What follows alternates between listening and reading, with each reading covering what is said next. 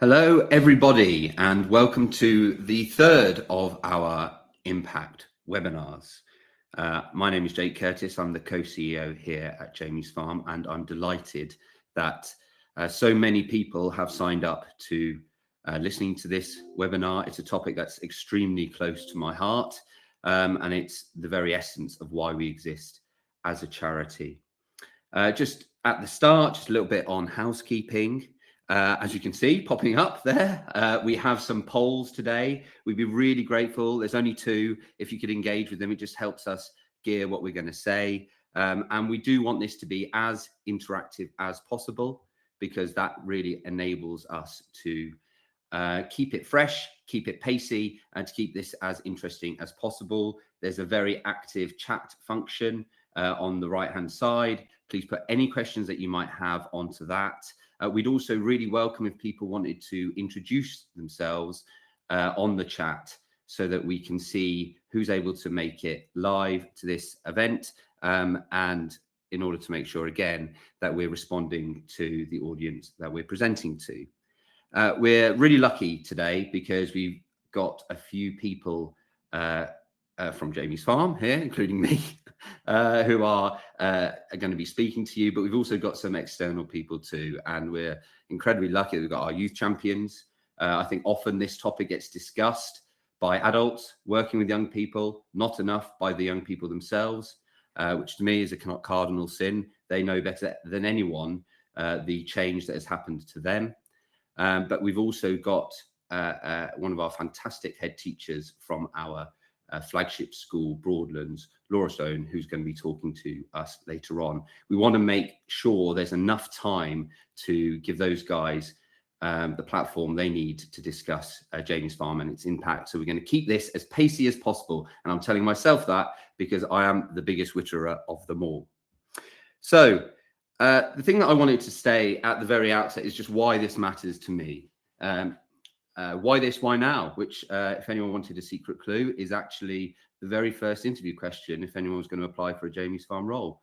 Why this, why now? Well, we've had a fantastic year of impact at Jamie's Farm last year, and Sian's going to run through that when it comes to her section. But we've also been doing a lot of development of how we collect that data, and principally, we've been looking at our theory of change.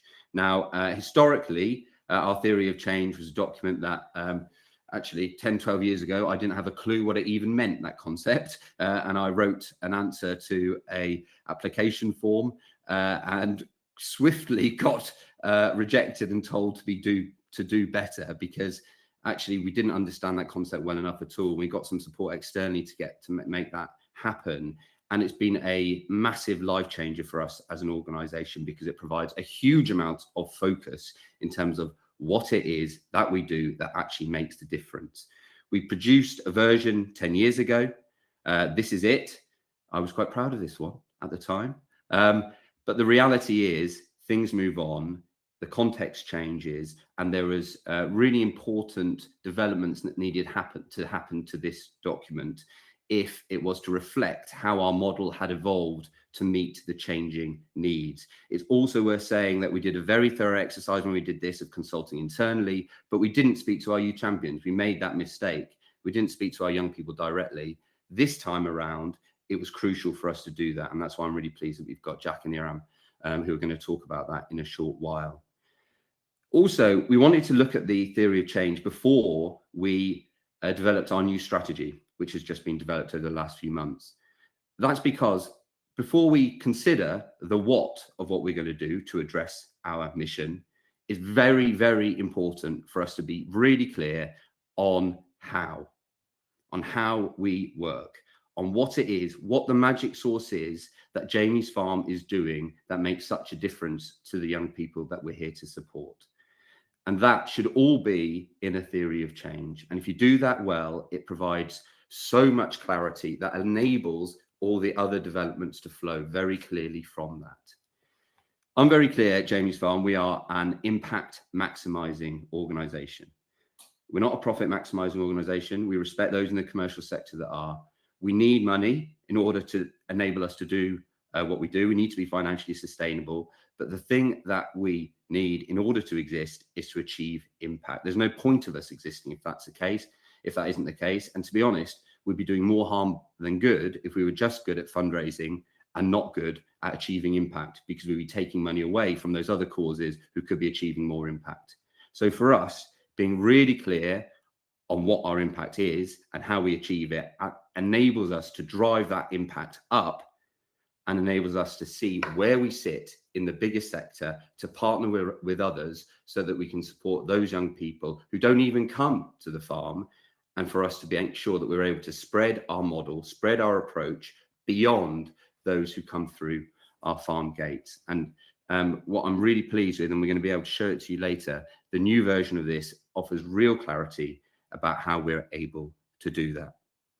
So moving swiftly on to some of the people who we really want to talk to today. We're going to talk initially to Jack and Iram. I am hoping they are going to join the stage. Here they come. Jack's on Chloe's computer in case anyone's used by his name. I'm checking him.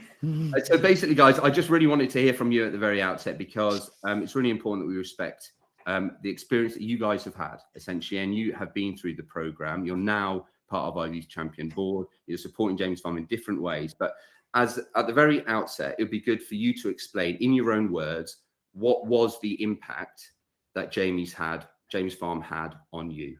And if it's all right, could we start off with you, Iram? Of course.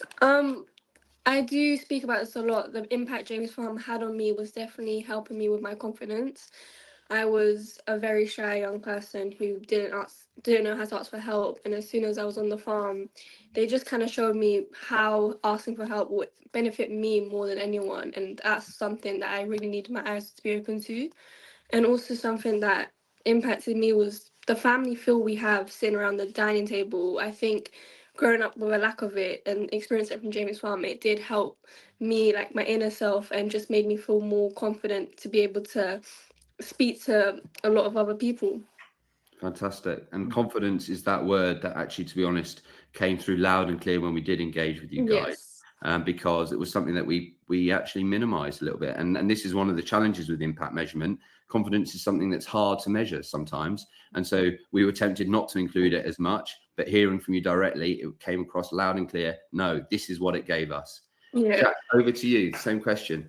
How it impacted me was similar to what Iram says about like the feeling shy, not being able to connect with people. I felt like I was in my own bubble, and then coming to the farm, it like taught me like how to interact with people, feel like I'm accepted, that I don't have to perform to anybody. It's just I'm part of this group, and that we'll have a good time together. And then another thing is that like I wasn't particularly skilled academically or anything like that, but I could muck out a pig shed. I could do that type of thing, and I could do those types of jobs and realize that there was like different types of ability, different types of like intelligence, like hearing from Dougie the farmer and all the knowledge that he has.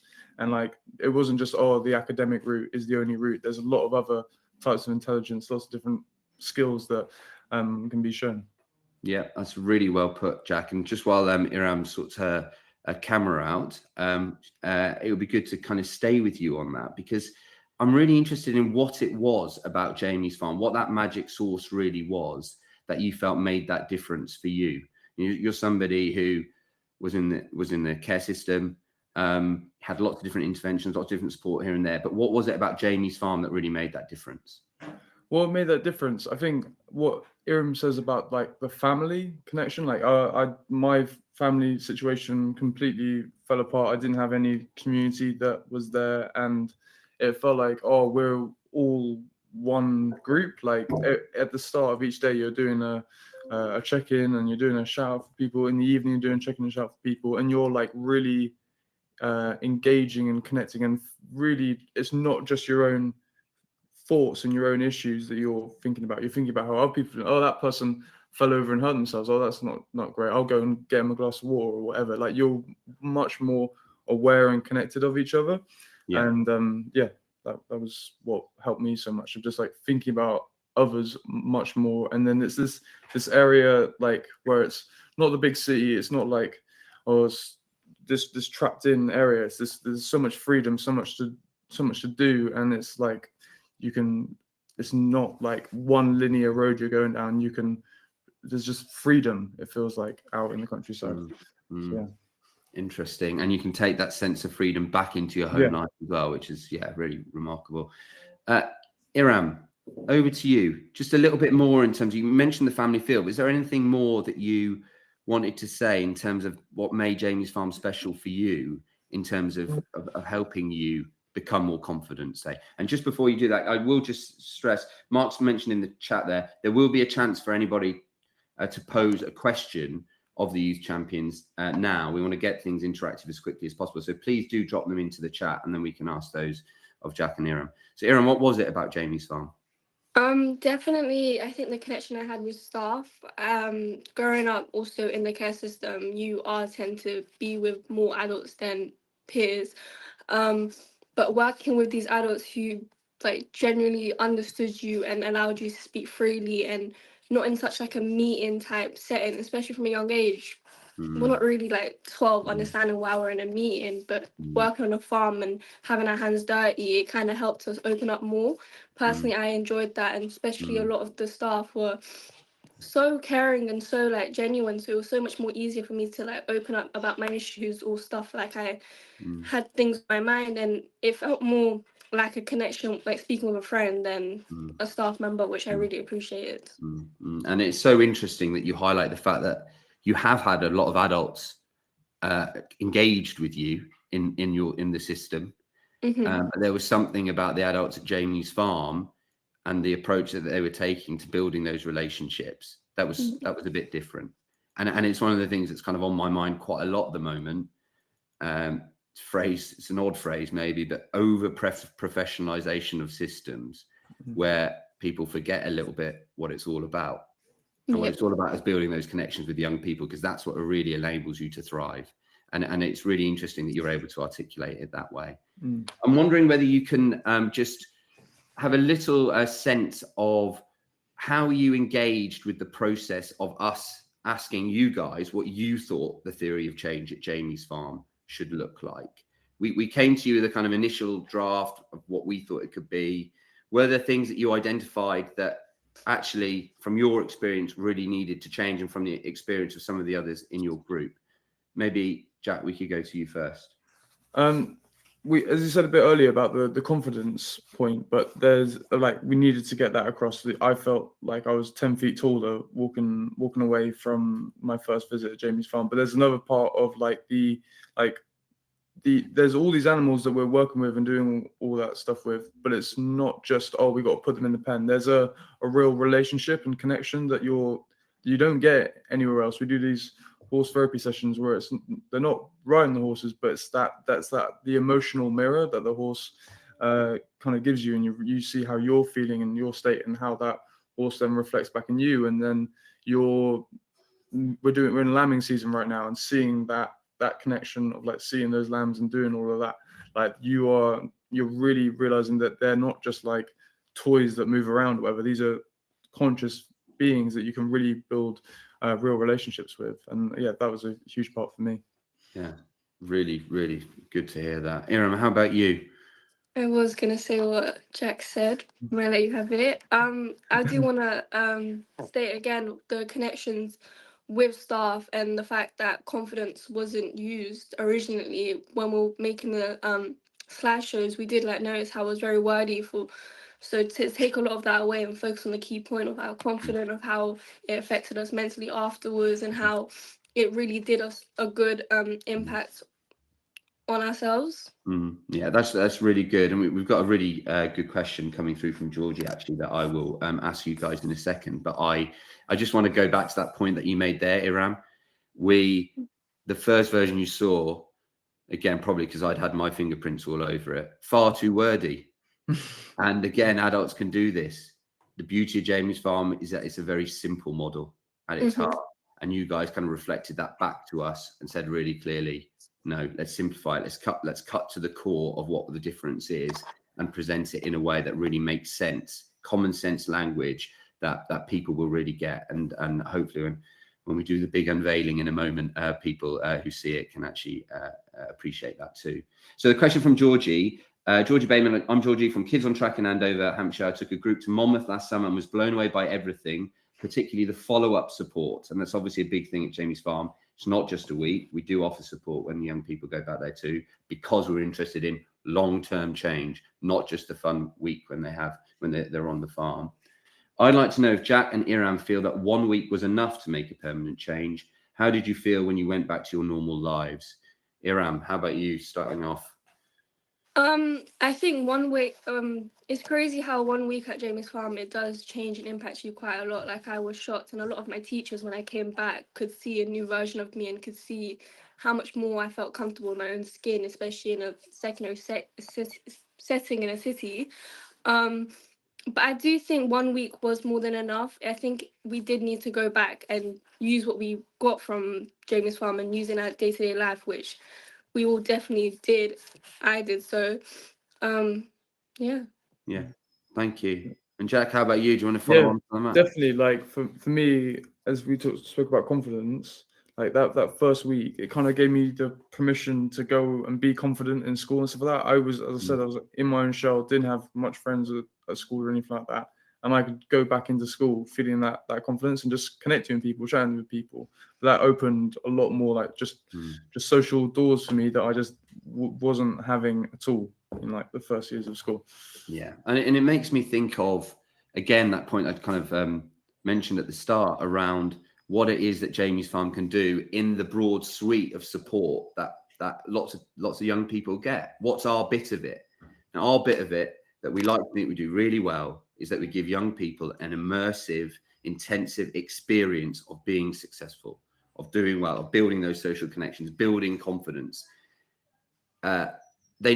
We all need that bit. We need an experience of ourselves being successful for us to keep doing that. And actually, when you get that, you can go back into other interventions and other support and really engage with that in a way that previously potentially you weren't able to. And that's where things like the phones policy, where we basically say to young people, no phones, thank you very much, while you're with us, is so powerful because it allows us a chance to engage with them in a different way to what might be going on for them back in school and in their communities.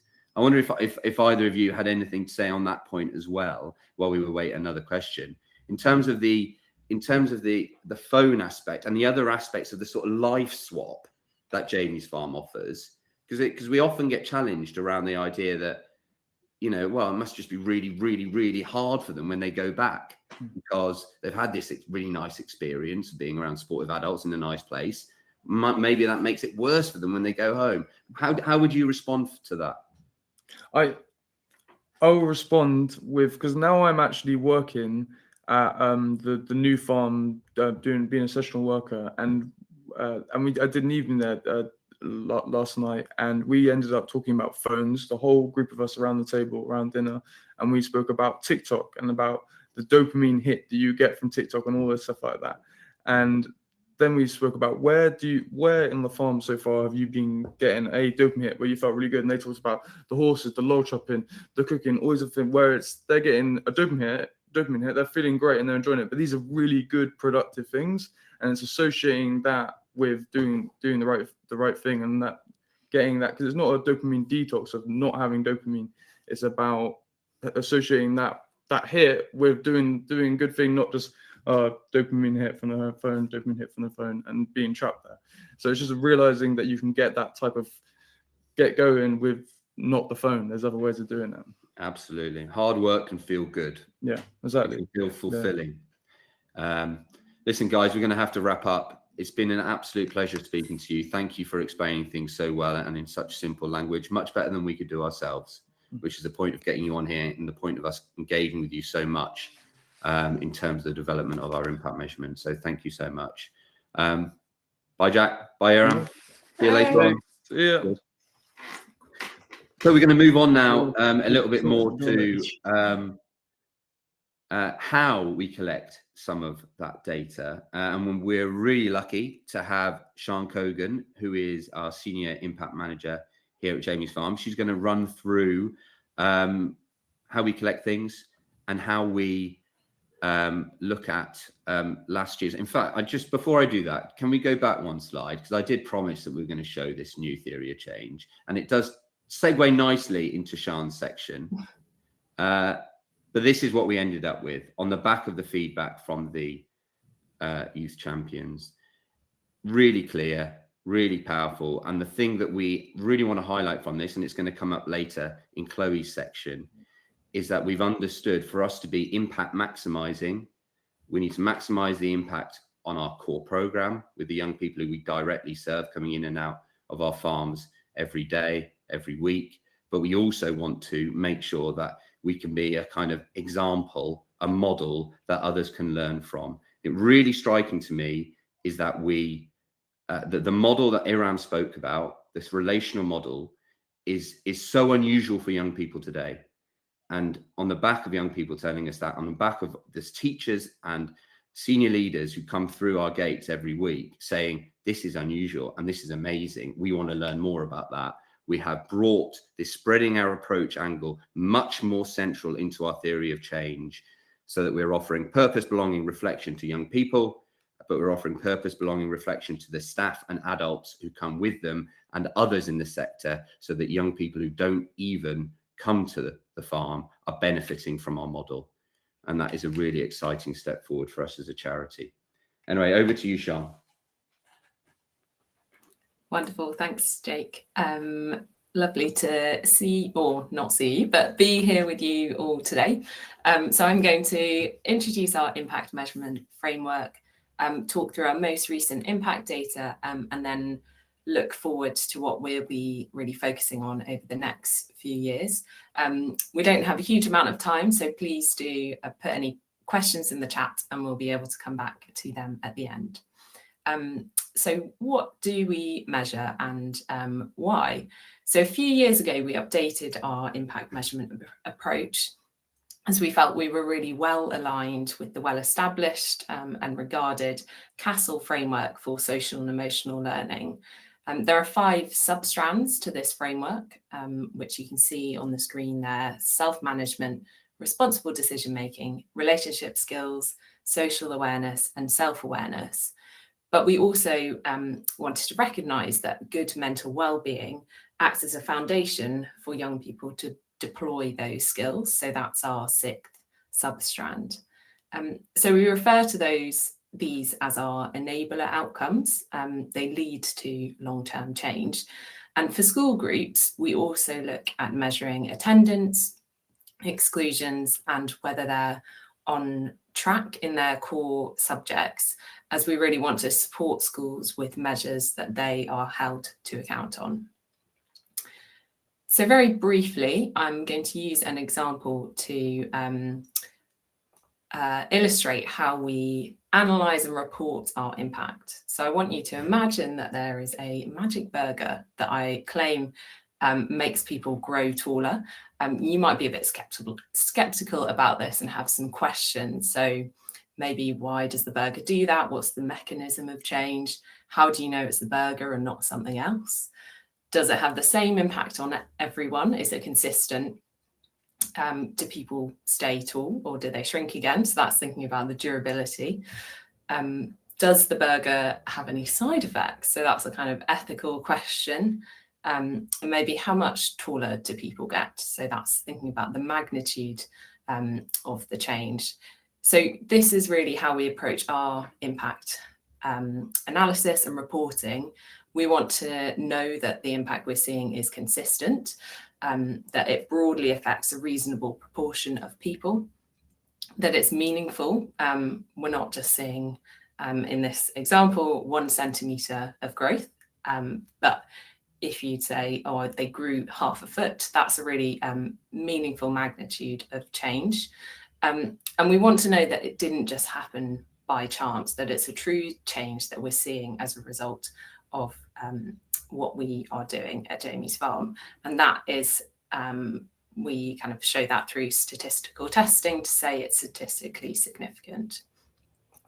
So the first strand I'm going to go to is behaviours. And in this, we're thinking about self-management, whether young people are able to manage themselves in different situations, their self-discipline and motivation to achieve goals, and also responsible decision making. So are they making caring and constructive choices about their own behaviour and their social interaction? So kind of thinking about the consequences of their actions. And the data presented in this section will be from visiting staff for the 23-24 academic years. We haven't finished collecting the data for our last academic year. And this is just one of our data sources. I don't have time to go into all of them, but we also have some surveys which we ask staff and young people to complete at the end of the week and 6 weeks after their visit. And this strand really captures our key core enablers of our school-based outcomes of reduced exclusions and increased academic engagement. So here you can see when we're looking at our impacts, we're looking at particularly young people who were referred for improvement in that area. So we see here 56% of young people that were referred to improve their behaviour at 6 weeks had a higher score than before their visit. And at 6 months, that's 49%. And these percentages are maybe a little bit lower than our than previous years and slightly lower than our target, but there are generally some year-on-year variations, and we're still seeing quite meaningful shifts. So this PP stands for percentage point change. So this is saying that the young people on our 5-point scale almost jumped up a whole level from maybe very poor to poor or good to very good. And we're seeing that it's statistically significant. And we really like to remember that these aren't just numbers, these are young people with stories behind them. So this is a reflection from a staff member at the end of the week. The week really has truly changed his life. He's had the opportunity to be heard, to learn and build relationships. It's taught him to be reflective on his own behaviour, and it was a safe and supportive environment for him to do that.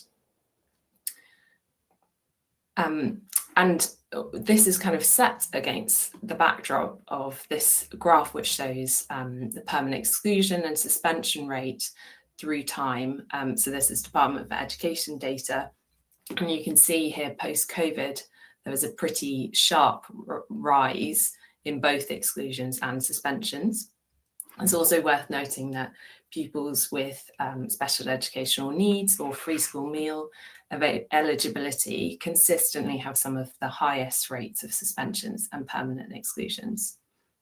And if we look into a bit more depth on the reasons for permanent exclusion, and an exclusion can have multiple reasons. The top reason for the last few years has been persistent disruptive behaviour.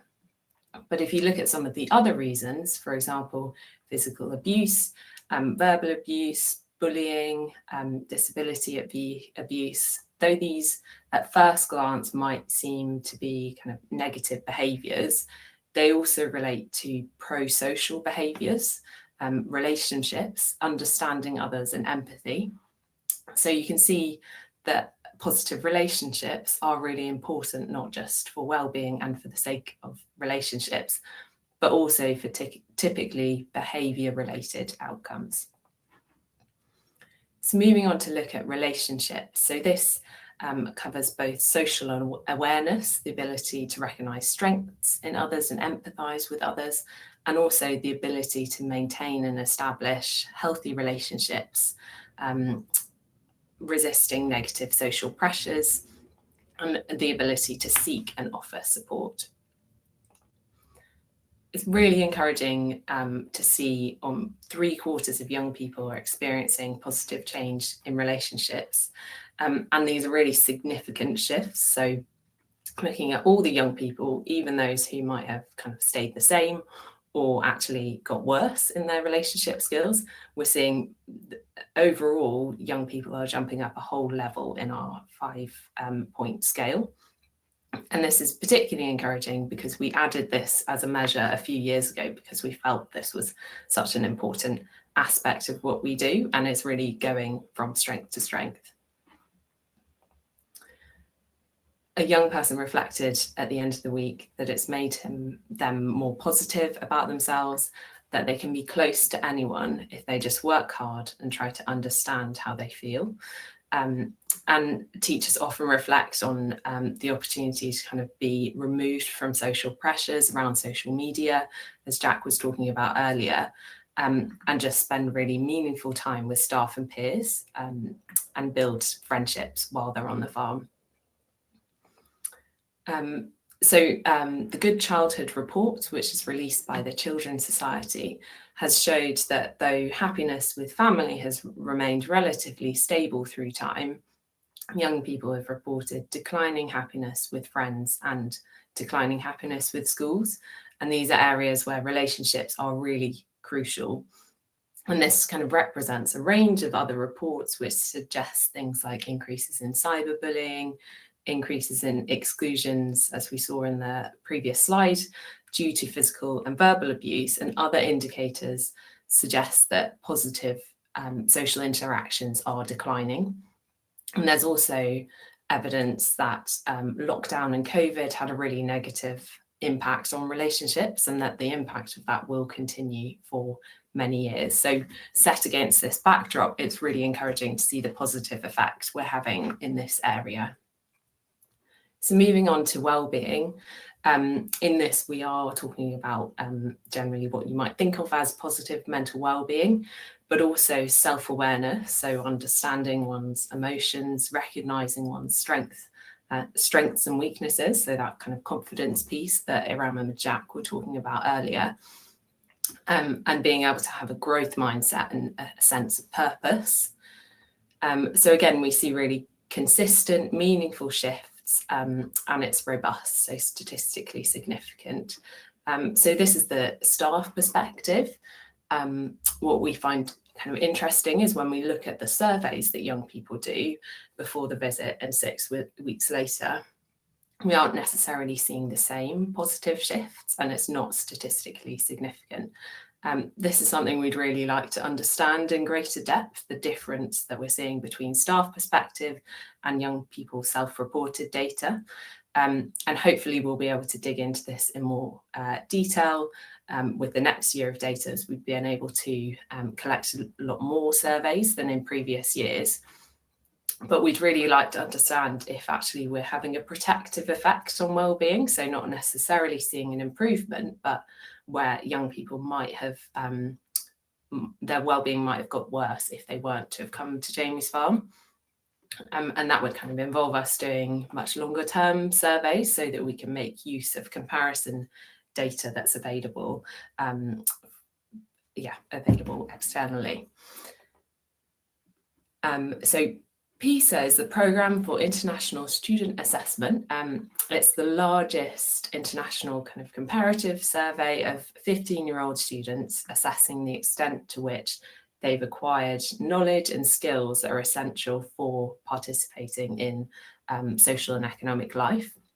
And in their most recent data release, the UK had the lowest average overall life satisfaction among 15-year-olds in 27 European countries, and the biggest gap between the most and least disadvantaged.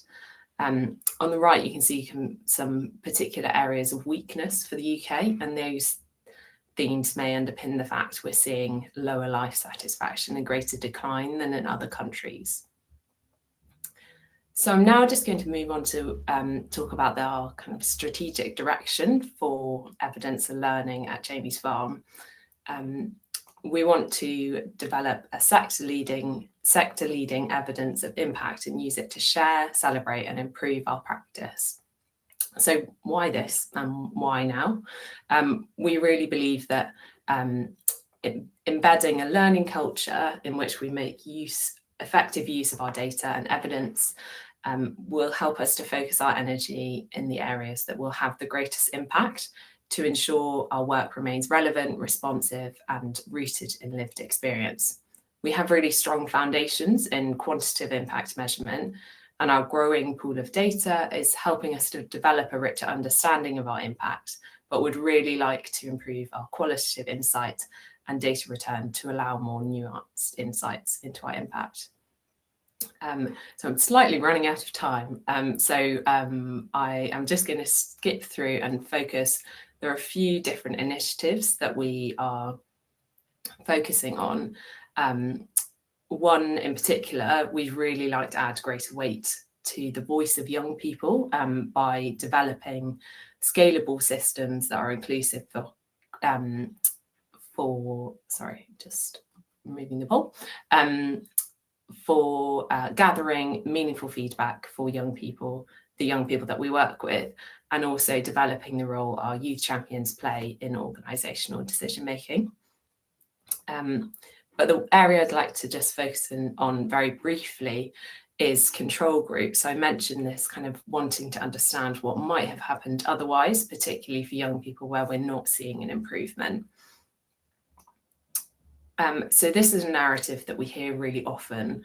Young people who are maybe on a downwards trajectory, and the Jamie's Farm programme disrupts that, but we haven't necessarily had the data to back this up. So at the moment, we measure any improvement that we see from the baseline, the middle of these two arrows, to after the visit. But if they were on a downwards trajectory, we may be having a much greater impact. Or for young people where we're seeing no positive impact, are we actually still having some a protective effect there? So we're working with a select sample of schools, gathering exclusion, attendance, and behaviour point data via Impact Ed, and really comparing the changes and outcomes for Jamie's Farm participants with matched peers in the same school, but focusing on their trajectory shifts rather than a static, how are they doing before and how are they doing afterwards? We're using demographic information and working with schools to identify comparable pupils who didn't come to Jamie's Farm, allowing for more meaningful benchmarking. But this isn't that easy because the young people that we work with are often kind of edge cases, experiencing turbulence in their lives, which can make it really difficult to find truly comparable peers. It's been quite time consuming to onboard schools, and rightly so, schools are becoming more vigilant with around sharing data. And we don't want to be overburdening our partners. But we have started to gather data and analyse this, and we'll be continuing to develop this work over the next year or so. So please watch this space. I'm now going to hand over to Chloe. Please do keep adding any questions to the chat, which we can come back to at the end. Thank you, Sian. It's really good, really helpful. And we've had a question, so be prepared to answer that one in a moment. Over to Chloe. Brilliant, thank you.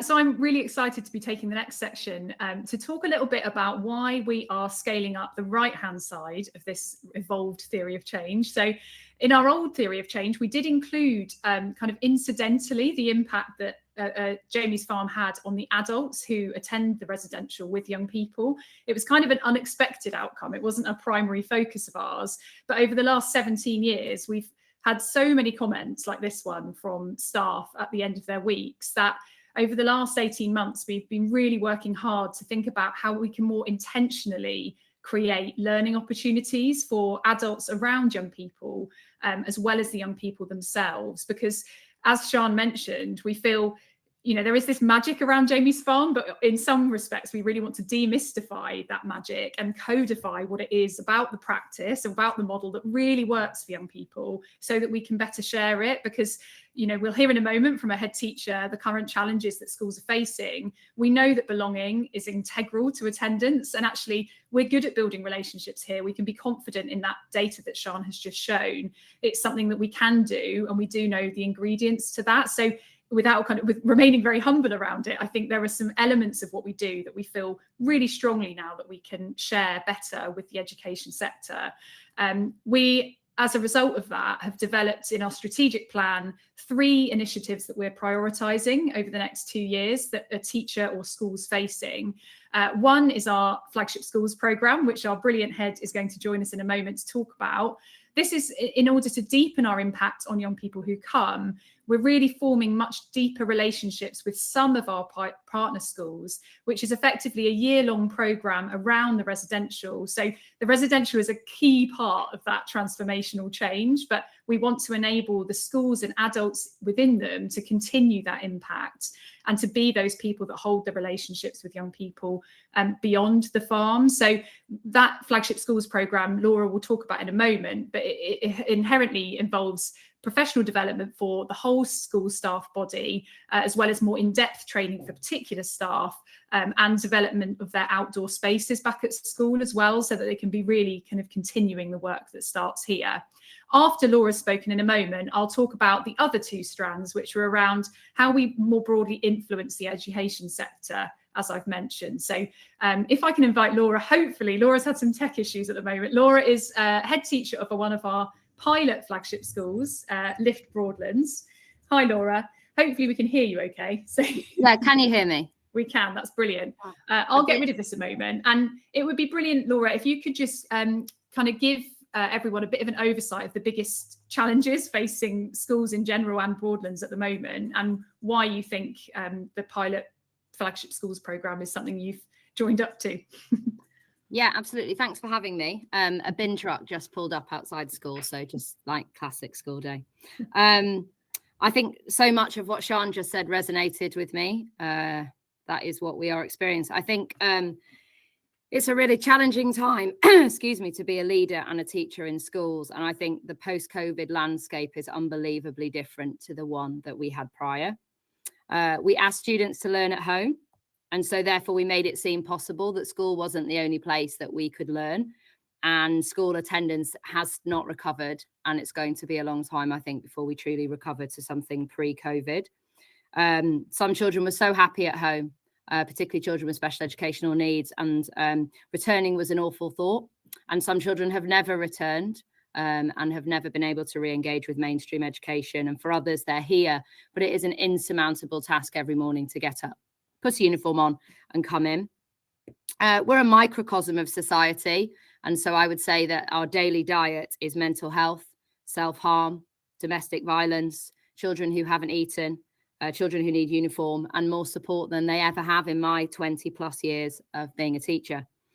And then alongside that is the new inclusion conversation highlighted in the white paper that came out last week, placing schools at the forefront of the conversation around special educational needs and asking for more, whilst working through a new Ofsted framework and an upcoming brand new curriculum. So it's a huge amount of change.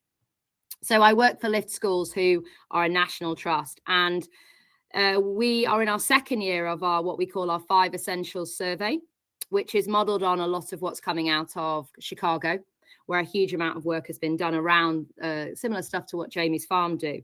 And it surveys every child from year 5 to year 13 and every teacher.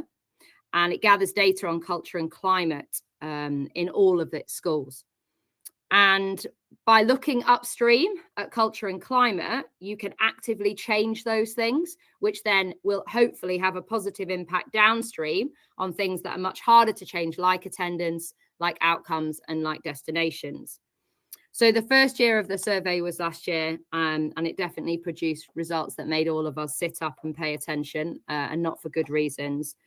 What we saw was a peaking of belonging at year 6, which makes a lot of sense. Top of the school, the SATs focus, the play, the trip. And then children go off what we're calling in Lift Schools a cliff edge, especially year 8 girls, before it tends to gradually improve again up to kind of year 11 and year 13. And I can see in the chat that they've posted the report that was subsequently written by Lift Schools about the data that we got in year 1. But ultimately, to summarize it in one sentence, our children had a really low sense of belonging at Key Stage 3 to school. And so Lift have commissioned the Reach Foundation to do a huge piece of research around this. And they're interviewing students, teachers, parents, and leaders in every secondary school in the trust to gather why is it like this, and what can we do about it? So once that research phase is over, Lift is planning on creating some quite revolutionary pilots. I'm really hoping I get the green light. And they're hoping that they can look at Key Stage 3 and do something radical that hopefully will rejuvenate Key Stage 3 that can be sector-wide changing. So my wonderful school is 40% disadvantaged, and 40% of the children have special educational needs. And we've worked with Jamie's Farm now for a number of years. And I think the benefit, as you heard from the young people, that they get when they spend a week on that farm is immeasurable. I know that Sian has measured it. I saw those data, but the reality is it is immeasurable. What those children get on that week is phenomenal. And I have had the privilege of going and seeing that myself when my own children from my school go. But it's not just that. Like, the reports that we get about the children and the insight that we get into the children is really, really helpful for teachers, and particularly teachers where that relationship perhaps might not be as strong as we would want. But I can only afford one trip a year pretty much for 12 children, and it's not enough. And so when I heard that they were going to share their secrets, I felt a bit like Charlie Bucket, who was going to get to meet Willy Wonka. And I was so desperate to be part of that flagship school programme. On the back of the work with the Culture and Climate Survey, we had already started a journey on belonging. It was one of my big areas of focus for the year. But it's really hard. It has to be lived with fidelity, and it has to be done by everybody in every interaction, every day, authentically, to make it long lasting. And when you have hundreds of interactions with young people every day in a hard setting at times, that's really difficult for staff who are at all the different levels of development. So we have had some amazing training from Julie Tonks, and that's really complemented the work that we've been doing in-house. And I think that's really important. It has to be a collaborative approach between the school and the farm. So what it's provided my staff with is some more concrete strategies that they can use really quickly, straight away, the day after the training, to develop better relationships with the children that are in their classes. So as a result of this, we have changed the start of our school day completely. And now we're doing a check-in, which is a Jamie's Farm thing, with each child. And like in schools, like, we resisted the urge to codify it and structure it, and we have just left the tutors to do it organically with their own children. And it's coming out in all different ways, which is really exciting as we put a 3-month trial in for this. And I think what it means now is that we're starting the day meeting our children where they are, probably not where we want them to be. And that's like the better start for everybody. And we've got one more session in 2 weeks' time. And then hopefully we get some help with our garden space, which again has been pioneered through our visit to the farm. I'm lucky that I have some land, and I want to be able for the children to grow things. They want animals. We're in a debate about that. Where they can re-regulate, where they can be in nature, and where they can just bring themselves back to the reality of having to sit in the classrooms day in, day out and learn when sometimes it's incredibly hard. So I'll finish by saying teaching is truly the best job in the world. And partnering with people like Jamie's Farm provides our young people with even more chances to show that they matter in an increasingly challenging world for young people. Well, mic drop. Thank you, Laura. Honestly, yeah, there's so much to unpick in that. But yeah, thank you for it's incredibly kind words. As you say, in amongst a really complex and really challenging time, like how you started that section really brings us back down to ground in terms of what's happening for young people and kind of keeping that at the heart of what we're doing. This is complex, challenging work. And, you know, I would say that we're very lucky to have a head teacher like you prepared to make those structural changes. You know, it's all well and good doing the CPD and kind of encouraging individuals to do this stuff, but you've got that mindset, and it's really clearly come across there of the structural culture of the school needing to shift to enable that. Are you able to hang around just for the questions, yes, Laura, at the end? Amazing, yep. Thank you. I will, if anyone has got questions for Laura, please do put them in the chat. I will briefly remove you from the stage if that's okay, and just finish off, and then we'll have a Q&A in a moment. Thank you so much again, Laura. Lovely.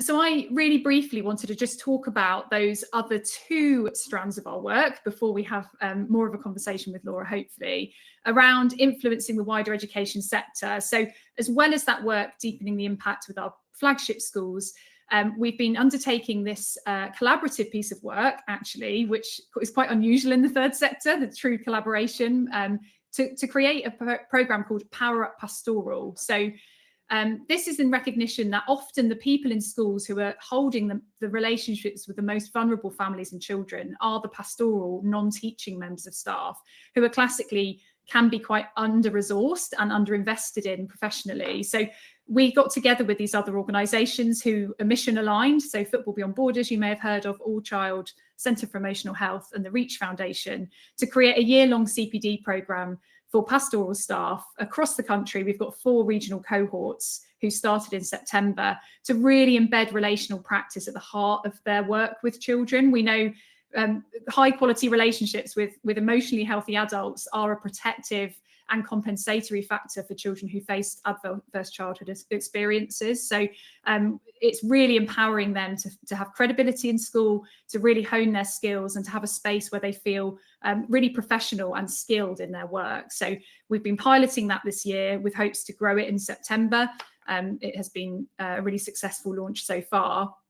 And then finally, the third arm of our work is essentially around how do we create as many opportunities as possible for people who are in aligned professions, whether that's teachers or social workers, to come to the farm and witness this relational practice in action, so that they can take it back at the start of their careers and embed it across their work with multiple young people. So essentially a very low cost, high impact way of opening our doors, making connections with PGCE providers, in-school teacher training providers, to ensure as many weeks as possible at Jamie's Farm are being witnessed by adults who are going into caring and professions that work with young people. So we're growing that arm of our work, inviting as many training teachers and others in as possible. I'm personally so passionate about that. I know in my own teaching career, there was so much I could have taken from seeing this in a low stakes way before going in front of 31 children and probably failing in some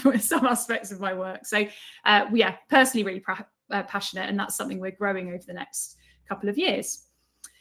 Phew, that was a real whistle-stop tour. Sorry, I was very fast speaking, but I would love to invite people, if you're interested in Power Up Pastoral in particular, we have got another webinar at the end of April where we'll be hearing from current practitioners on the programme and school leaders about why this is such important work. So I think the link should be in the chat if you're interested in signing up.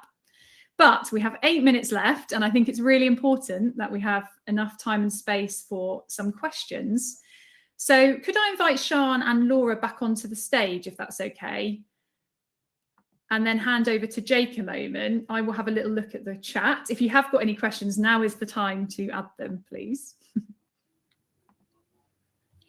Thank you. Yeah, that was fantastic. And Laura, it's brilliant that you've been able to give us the time to stick around a little bit longer. We've got one just briefly for you, Sian, just to give space for hopefully a question to come through for Laura. But this one is, how can you develop on how you aim to improve your qualitative evaluation? Yes, it's a great question. And I think part of this, it comes from recognizing limitations of just using numbers when we're working with such diverse groups of young people with rich stories. And there were particularly some young people, for example, those with experience of displacement or that are in care, that we haven't been able to provide robust evidence for because the methods that we use or the framework we're using don't quite work for them. So one of the things we'll be trialing is a kind of reflection sheet that's an alternative to surveys, and this has some quantitative scales on it, but also gives young people the opportunity to either using words or drawing pictures show the change that they've seen in themselves, and then the idea would be that could be explored further in an interview afterwards. But we also do collect quite a lot of qualitative data already. We just don't have a great way that isn't really time consuming of analysing that, kind of anonymizing it, being able to pick out themes. So it's kind of building the right systems, possibly using AI, but being sure that we're using it really safely and protecting the data that we're putting in there. And also just making sure that we're asking the right questions in the interviews that we are asking of young people, and that we're kind of speaking to maybe the trusted adults around them as well to build a full picture and really fill the gaps of where our quantitative data leaves us with questions, being able to fill those gaps with qualitative data. But yeah, I guess the biggest thing is developing the right systems to be able to do something with all of the qualitative data that we already collect. There can be such a thing as too much data. It can be hard to handle, which is why it's fantastic that LIFT has embarked on all of the study that it has done and is working with Reach on that. And we can't wait to see all the findings come out. And Laura, just one for you. I'm interested in your response to the school's white paper and the focus there on belonging, whether it's something that you're kind of pleased that, you know, it's finally getting kind of government recognition at the very highest level, or is it something that actually for a school leader like you actually fills you with a bit of trepidation in the sense that you're suddenly going to be held to account against something like that, which is, it's something for you to work on, but it's also so connected to the community that you serve, and it's quite hard for you potentially to kind of make progress with it. Yeah, I think there's always a nervousness around something like that. I think, you know, the leaders and schools know where that work has to be done. And post-COVID, it's there in so many schools, particularly schools like mine. And I think like kind of what Sian's saying, some stuff is really hard to measure. One of the things that I've really felt for our children is that they go for 6 weeks in their T-shirts and shorts, and then they come back and we're still, for some reason, making them wear a shirt and a tie and a blazer. And I don't know why Britain hasn't moved more on this issue. And so I said to my senior team, I said, we can't just bring them back and then expect them to sit in an assembly. And so what we did was we changed our entire main hall and we set it up like Harry Potter's film. And we brought all the children back in September, and my senior team and I served breakfast to them with their tutors. And we said, just talk to your friends for like 30 minutes about your summer. Like, that's really important. And then I did an assembly while they were eating, which was light touch. And then we gave them extended break to make sure, again, that they had time with their friends, because even though they've had 6 weeks, some of them will have not gone far from their houses. Absolutely. And so I think, like, it's all well and good that it's in there, but I really want the freedom to say, like, I know my community, I know what they need, and I want to be able to do it in a way that meets them where they're at and where we want to take them. And hopefully you'll get the credit then from them when they come inspecting and actually see all the different things that you're trying to do, which really deserves that credit. I mean, that point that you make around the young people's relationships with each other is so vital. If Tish was on this call, she would be saying they care far more about their peers and what they regard them at. And the fact is, if they've got phones, it's constant, the amount of engagement that their peers are having with them. And that might be part of the reason why they're feeling so low. That year 8 group, that's a lot to do with relationships with friends, I'm sure. We've got another quick question for you, Laura, while we've got you. And it's come from Sian Parry, one of our trustees, actually, and I really want to pick up on the second element of it, which is kind of what element of JF practice is your highest priority for implementing the school environment? And actually, as a bit of a kind of follow on to that, you know, you are already using check-ins in school, and is there, what's happened as a result of that? Yeah, so we put the check-ins in on the first session that we did with Julie. She was launching some things, and then the staff feedback was great, but one staff member stood up in front of everyone and said to me, like, this is great, Laura, but like, where's the time for it? Yeah. And challenged me on that. And I would love that about my staff. And I was like, you're totally right. Like, this isn't an add-on, it's important. So I went away, reflected, and that's when we changed this morning tutor time. And it's interesting because one tutor said, like, can I buy them all a small notebook so they can, like, maybe do a bit of journaling while we're doing this, or a bit of drawing. And then they're all using it in different ways. And I think we were really keen not to codify what that space for 10 minutes looks like. Some of them said, like, if you just give them a number, they say the middle number every day.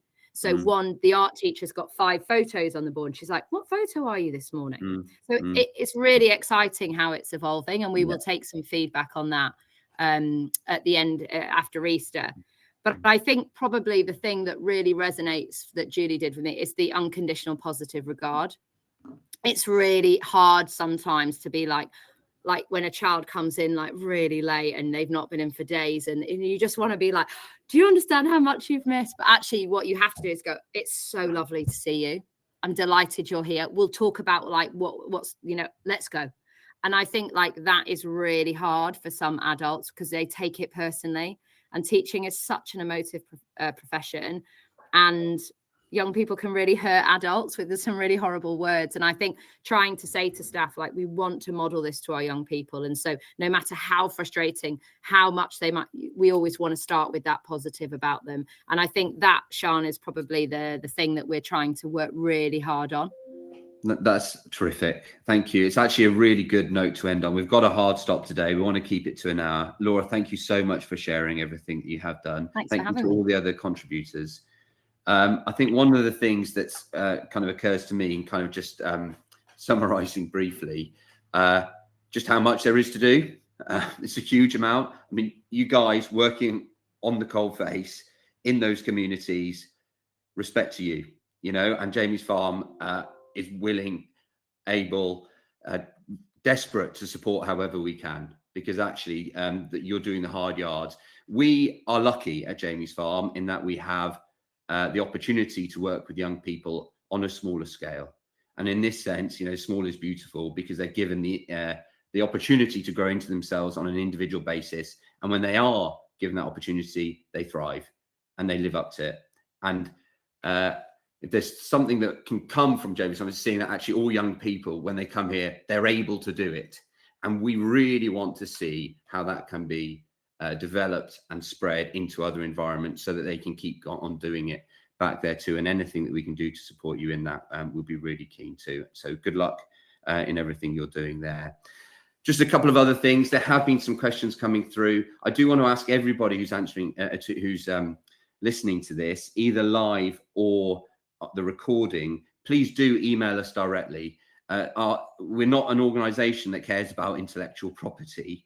We're all in this together. We're all desperate to learn from each other, and we're willing to answer any question that you have on this. So please email us directly, and we'll make sure you get a personalized response with any question that you had about what you've heard today. I want to kind of just briefly go back. There are huge and really exciting strategic developments at Jamie's Farm that potentially on another day we'll go into. But it is vital for anybody working in this sector, anybody working in the human industry, anyone working in the state sector, to remember why we are doing this, what the point of it all is. The point of it at Jamie's Farm is to enable all young people to thrive, to be empowered to thrive. We're willing to support other people to do that. We're really working hard to do it ourselves. But we're not going to grow, we're not going to develop to the cost of the impact that we're achieving each day. That's the model of it. And if it means that we have to stay relatively small to do it, we will. We'll just spread that message far and wide. So hopefully others will be able to do it too. Thank you for joining us. Thank you everyone for contributing. And please do sign up to our next webinar in a few weeks' time. Cheers. Thank you.